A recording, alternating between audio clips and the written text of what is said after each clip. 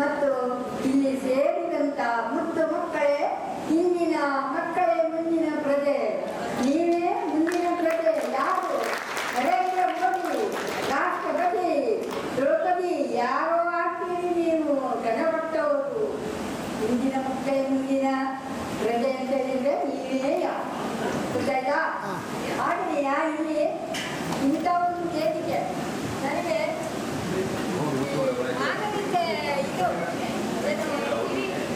ಮಾನವೀಯತೆ ಸಂಘ ಅಂತ ಹೇಳಿರುವಂತ ನಮ್ಮ ಚಂದ್ರಪ್ಪನವರು ಹೇಳಿದ್ರು. ಅದು ಏನಪ್ಪ ಮಾನವೀಯತೆ ಸಂಘ, ನನಗೆ ನೋಡಬೇಕು, ಅಲ್ಲಿಗೆ ಬರಬೇಕು ಅಂತ ಹೇಳ್ಕೊಂಡ.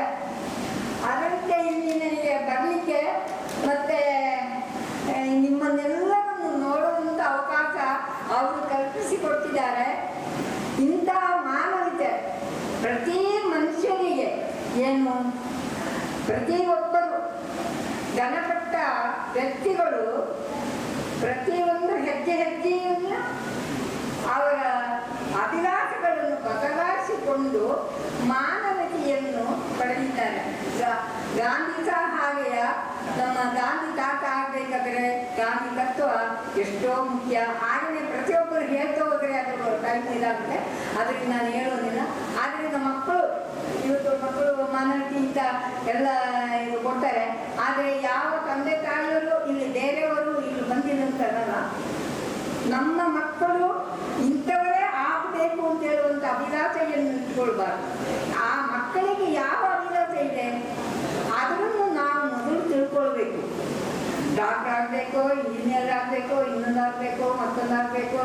ಕೇಳಿ ಕಲಿ, ನೋಡಿ ಕಲಿ, ಮಾಡಿ ಕಲಿ. ಮಕ್ಕಳಿಗೆ ಅದನ್ನು ಮನಸ್ಸಿನಲ್ಲಿ ಇಟ್ಟುಕೊಂಡು ಅದನ್ನು ಕಲಿಸ್ತಾ ಹೋಗಬೇಕು.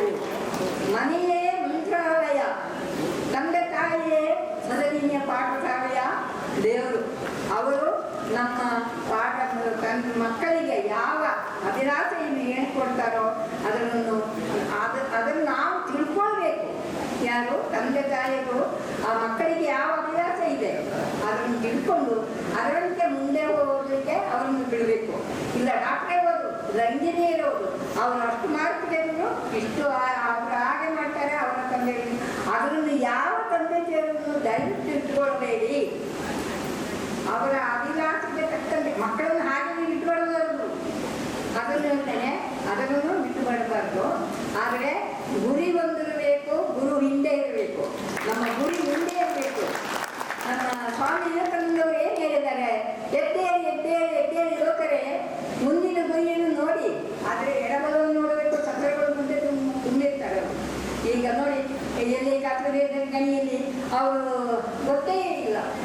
ಅವರು ನಿಜವಾಗಿ